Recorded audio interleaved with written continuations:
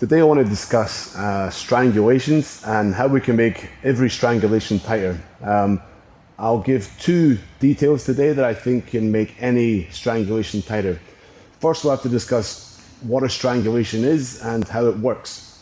So a strangulation is when you stop the blood flowing, so we need to know that's at the side of our necks. So the only real shape we can use to attack both sides of the neck at the same time is a triangle shape. So we have to have some sort of triangle shape around the neck as far as no-gi strangulations are concerned. If we say there's 3 points in the triangle, because there is, so 3 points here, if we say A, B, and C, the B angle would follow the path of their chin.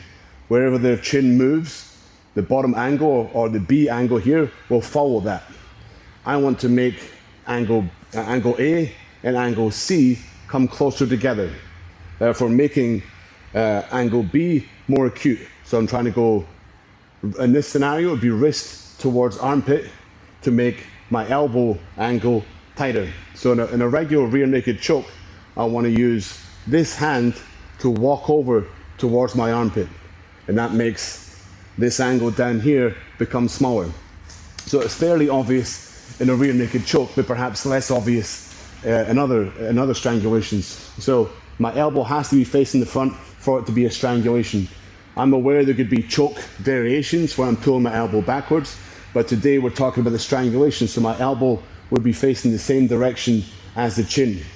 Now I need to make angle A go towards angle C. So I use my bicep to push my wrist across in that direction. So my left hand is walking towards my right shoulder, which will make it tighter and tighter until I stop the blood flowing towards the neck. So that's very obvious, I think, from a rear naked choke. I think a lot of people do it that way, but I also see the mistake of starting with a good position and then pulling backwards. So you basically have the strangulation and then you change it to a choke. So it's important to know which one you're going for, because the mechanics will be different. If I'm going for a choke or a strangulation, I have different goals I'm trying to achieve.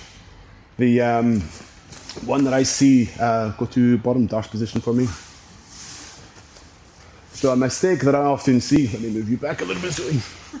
A mistake that I often see here for the Darce choke, rather I should call it a strangulation the way I like to do it, is my elbow is facing towards my partner's chin, facing in the same direction. Now, when I finish the Darce, if my hand is here, I'm not making my elbow angle any more acute. If I put my right hand towards my left shoulder, then I'm strangling nice and clean. So if you think of arm strangulations, usually the elbow is the most common angle we're trying to make smaller. In some arm triangle variations, it would be the armpit that we're trying to make that angle smaller. So the focus for the video is to think the angle that you're trying to choke with has to be facing the same direction as the chin. If their chin moves, you allow that angle to move with their chin. Then you're trying to find a way to make that angle smaller. Hope that helps.